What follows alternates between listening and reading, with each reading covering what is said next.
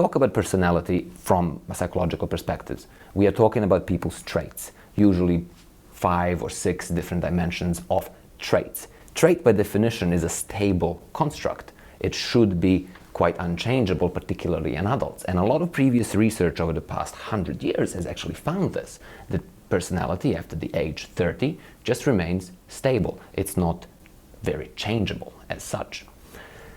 However, the question becomes, how does this stability of personality actually relate to our lifespan development? One particular lack in previous research was the lack of kind of the older age research. We didn't know what happens to personality beyond, say, age 40 or 50. There is a possibility that personality stability varies in a very systematic or meaningful way relating to how our lives tend to develop. Specifically, personality, we all know this from previous research, is very unstable or relatively unstable in people in their young adulthood. Imagine people from their 18s through to 30s. That is a busy time of life. Things happen. You finish school, you move out of home, you start a new job, you start a family, you buy a house. Things happen all the time. You have to adapt. From 30, 35 onwards, things begin to stabilize. You have your family, you have your kids, you have your job. Your health is pretty standard, if you're lucky.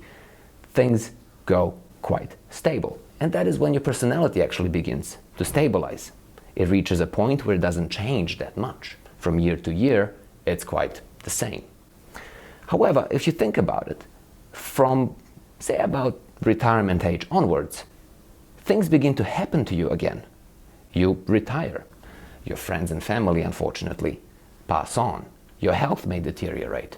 You may, well, retire from your job and go on cruising the world. It doesn't really matter. Things start to change again, which then should suggest, if personality is related to our lives or things that happen in our lives, it should suggest that personality stability should decrease again. That is, we should become more changeable in terms of who we are and how we see ourselves. So within the NZAVS, we conducted a study looking exactly at this. We measured personality at one time point, and then we measured it 4 years down the road. We looked at 6 dimensions of personality.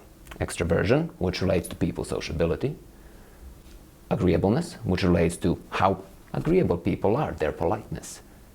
Conscientiousness, which relates to how orderly people are, how much they like order, how task-oriented they are.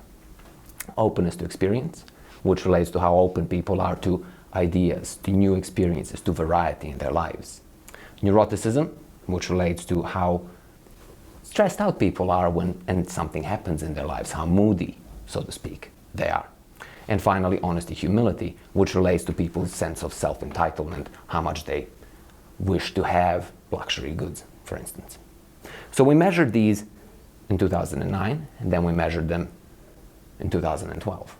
So we have a 3-year retest period. What we then did by that measurement is estimated the stability. How much does it change?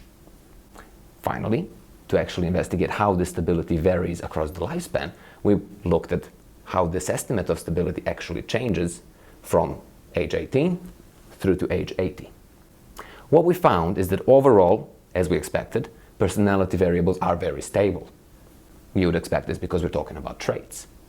Then, what we found is that in younger adulthood, from age 18 through to about 30, personality is very unstable. But as you go through to 30, it tends to stabilize. It increases in stability. Then, things remain quite level about 40, 50. From that point onwards, stability begins to decrease again. Personality becomes more changeable. So what we're looking at here is a systematic pattern of changeability in personality that relates to cumulative effects in our lives.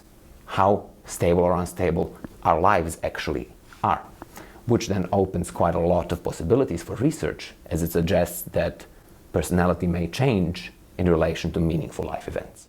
Now, as you can see, these are some very fundamental questions when we're thinking about who we are as people and how we develop. And the New Zealand Attitudes and Values study is quite unique in its ability to actually look at these particular dynamics. Specifically, it is unique because it is a longitudinal study. It follows a large amount of people over time.